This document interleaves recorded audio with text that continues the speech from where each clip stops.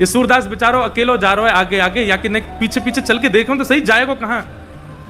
ठाकुर जी बोले मैं तुम तो पहले ही मना कर रहा हूं, ये सब मत करियो। श्री जी बोली अब नेक देर की बात हो रही है, चल दो या के संग। सूरदास जी आगे आगे चल रहे हैं, पीछे श्यामा श्याम दोनों निहारते हुए चल रहे हैं। तभी एक बहुत गहरो गड्ढो आया सामने।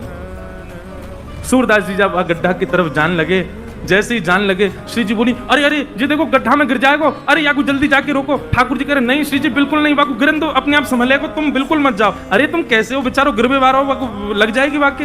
दोनों में ऐसी बात चल रही, इतने में सूरदास जी गिर गए गड्ढा में। ठाकुर जी बोले जल्दी चलो, मंदिर खुलवे को समय है क्यों। श्री जी बोली पहले याकू बाहर निकालो, ये जब बाहर आ जाएगा तब जाऊंगी।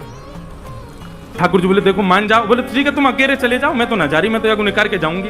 अब श्री जी के बिना ठाकुर जी कैसे जाएं। ठाकुर जी बोले मैं तो पहले ही मना कर रहा हूं, मत चलो, मानो ना हो, मैं तो जानू ना आपकी बातन ने, ऐसी कृपा कर दें कोई पे भी। बोले कोई पे भी। सूरदास बोले मैं जानू, पर यहाँ पे अभी कृपा ना करनी, कछु दिना और याकू ऐसे ही रहने दो। श्री जी बोली ना मुंह पे ना देखो जा रहा हो, अब ऐसा हो जाएगा या पे बिना कृपा किए गए तो श्रीनाथ जी के आधे नेत्रन में आंसू ही रहेंगे, श्री जी रुदन करती रहेंगे। बोले मैं सुख से विराजनो चाहूं, वाकई नहीं, पहले यहाँ पे कृपा करके चलो। श्री जी ने अपनी चुनरी दी और ठाकुर जी ने अपनी कारी कमरी वहां में बांध दी, और ऊपर से ठाकुर जी वह गड्ढा में चिल्ला के करें बाबा बाबा शब्द सुनते ही सूरदास जी के तो रोंगटे खड़े है गए। बोले जे कौन बोल रहा है। अरे कौन है भैया। अरे बाबा मैं हूं, यहीं पास के गांव का हूं, गोपाल। बोले अच्छा भैया कहा कह रहे हो। बोले आप गिर गए हो, मैं आपकी मदद कर दूं, बाहर आ जाओ। सूरदास जी बोले कैसे आऊंगा बाहर भैया, मैं तो बहुत गहरो गिर गए हो। ठाकुर जी बोले मैंने अपनो पटका डाल दियो बाबा, बाकू पकड़ लियो, पकड़ के ऊपर आ जाओ।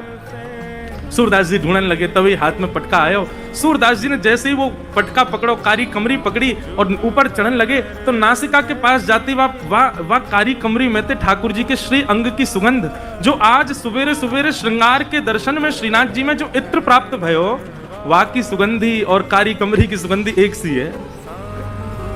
सूरदास जी बोले जे सुगंधी तो सुबह सुबह गुसाई जी ने दही मोह श्रृंगार के बाद, यह पटका में तो कैसे आ रही है। सूरदास जी के मन में संशय नहीं आया कि कोई और होगा, तुरंत विश्वास प्रकट हो गया श्याम सुंदर ही है। और मानो कमर कसले ही हो, बोले आज सूरदास छोड़ना ना है इनको, बड़ी मुश्किल से आए आज तो पकड़ना है।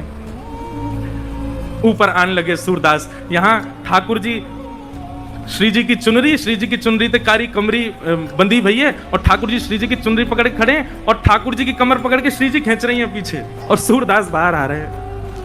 सूरदास जी जैसे जैसे बाहर आ रहे हैं, नेत्रन में आंसू आ रहे हैं, लेकिन पी रहे हैं। बोले आज बाबू को ना हो नो,